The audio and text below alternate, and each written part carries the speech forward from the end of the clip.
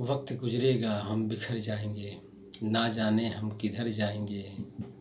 हम आपकी परछाई हैं याद रखना, तन्हाई में भी हम बराबर नजर आएंगे। धर्मशास्त्र कहता है कि इस परिवर्तनशील संसार में जन्म लेकर कौन नहीं मरेगा, पर उसका मरना ही सार्थक है जिसने अपने देश को, अपने घर को मर्यादित विकास के रास्ते पे लगा दिया। क्यों दोस्तों, आज देश की जैसी हालत है, आपको सबको कुछ कहने की आवश्यकता नहीं है। हाँ, ये है कि हम सबको कुछ समझने की आवश्यकता ज़रूर है। हम आपको बताना चाहते हैं कुछ, और सारी दुनिया आपको बताना चाहती है, सभी लोग बता रहे हैं। हम भी आपको जगाना चाहते हैं, सारी दुनिया आपको जगाना चाहती है, जाहिर सी बात है।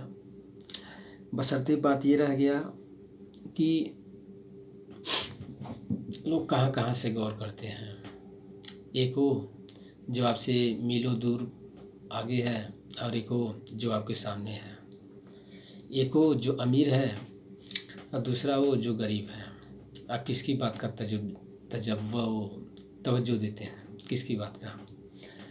एक शराबी आदमी प्रवचन सुनाए तो कोई नहीं सुनेगा, एक कबाबी आदमी प्रवचन सुनाए तो कोई नहीं बोलेगा, एक गरीब आदमी बहुत बड़ा बिजनेस बताए तो कोई नहीं करेगा। ये हम सभी लोग जानते हैं।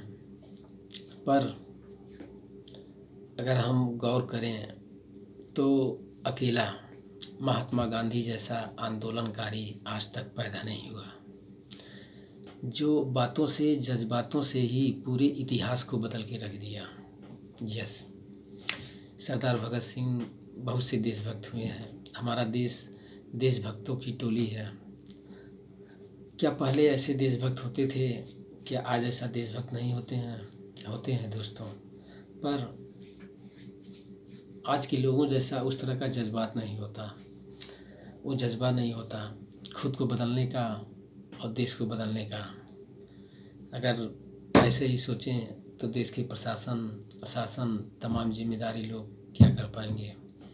जैसा कि आप सब लोग जानते हैं, पिछले कई साल पहले ही तकरीबन 20-25 करोड़ लोगों का पोषण के नाम पे शोषण हो गया।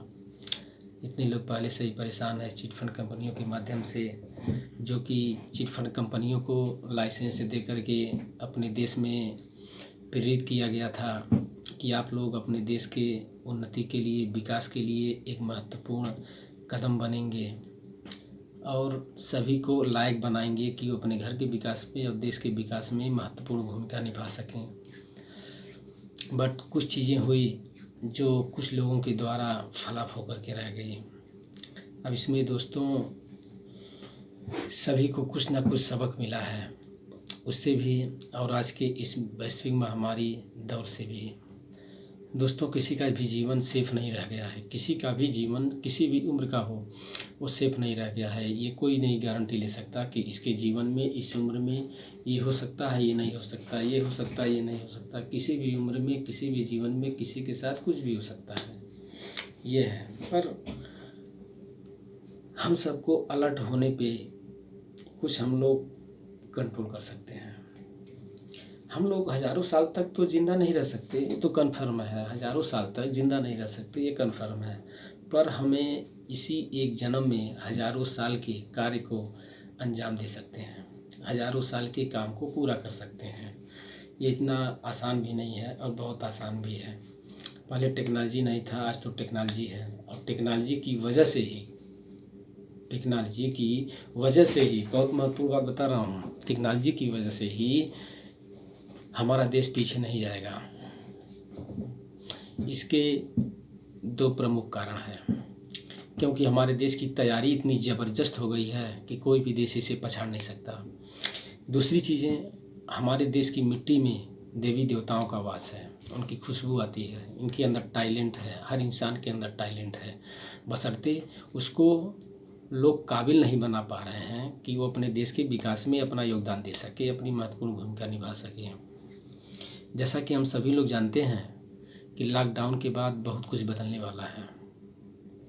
यही मेन वक्त है हम सबको बदलने का, क्योंकि कहते हैं ना, सुने होंगे आप कि आप बदल गए तो बदल गए, अगर ज़िंदगी बदलना चाहेगी ना तो आपको बदलने का मौका भी नहीं मिलेगा।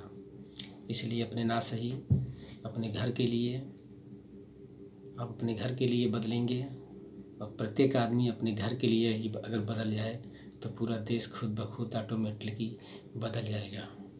हम सबको न्याय, सच्चाई, ईमानदारी, 3 चीज़ की ज़रूरत है। इसमें ये इतनी बड़ी पूंजी है, इसके लिए कोई पैसे की आवश्यकता नहीं है। इस पूंजी के दम पे हम बहुत कुछ कर सकते हैं। बहुत से लोगों की तलाश है, ऐसे लोगों की, आप उनके नज़र में जाइए, उनमें शामिल होइए और ख़ुद को प्रेरित करिए। देखिए कैसे नई ज़माना बदलता है और कैसे नहीं आप बदलते हैं। टेक्नोलॉजी तो बदलेगी ही। दुनिया की सारी कंपनियां ऐसे हालात में अपने ही देश की ओर रुख करेगी। इसलिए और ढेर सारी चीज़ें हैं। प्रत्येक इंसान के अंदर एक जुनून है, एक याग है कुछ कर गुजरने का, बशर्ते उसे प्लेटफार्म नहीं मिल रहा है। प्लेटफार्म अब सरकार भी देगी और लोग भी प्लेटफार्म बना लेंगे पैसे कमाने का। हम किसी भी देश में रहें, कोई भी भाषा बोलें, किसी भी रूप में काम करें, सबका एक ही उद्देश्य होता है, पैसा कमाना। पैसे कमाने के 2 ही प्रमुख रास्ते हैं इसके भी। एक, या तो हम अपने सिस्टम में काम कर लें या तो किसी के बने हुए सिस्टम में काम कर लें। अपना सिस्टम, किसी का बना हुआ सिस्टम, 2 सिस्टम होते हैं। अब हमें ये फैसला करना है कि हमें अपना सिस्टम बनाना है या किसी के बने हुए सिस्टम में काम करना है। अभी कहने की आवश्यकता नहीं है कि जो लोग अपना सिस्टम नहीं बना सकते किसी के बने हुए सिस्टम में काम कर लें। जी हाँ दोस्तों, सिस्टम ढेर सारा है, पैसे का लगा करके भी या बिना पैसे का भी है, जो बहुत धूम से चलेगा। अगर हम लोग ऐसे ही जुड़े रहें तो बहुत से नॉलेज बढ़ेंगे, बहुत सी जानकारियाँ मिलेंगी। हम सिर्फ यही चाहते हैं कि थोड़ा थोड़ा हमारे साथ बने रहिए ताकि हम एक दूसरे का समाधान कर सकें। हम एक दूसरे का समाधान करेंगे, देश का समाधान हो जाएगा दोस्तों। जी हाँ, तो आइए हम सबको, आज 3 तारीख है, कल से एक नई ज़िंदगी की शुरुआत करते हैं। हम सब लोग इंसाफ करेंगे, सोशल डिस्टेंस बना करके काम करेंगे, कहीं भी रहेंगे मर्यादित ढंग से रहेंगे, किसी को शिकायत का मौका नहीं देंगे। अगर हम शिकायत का मौका नहीं देंगे तो सरकार भी, गवर्नमेंट भी, प्रशासन भी हमें शिकायत का मौका नहीं देगा, बशर्ते हमें सही रहना होगा। ओके दोस्तों, जय हिंद।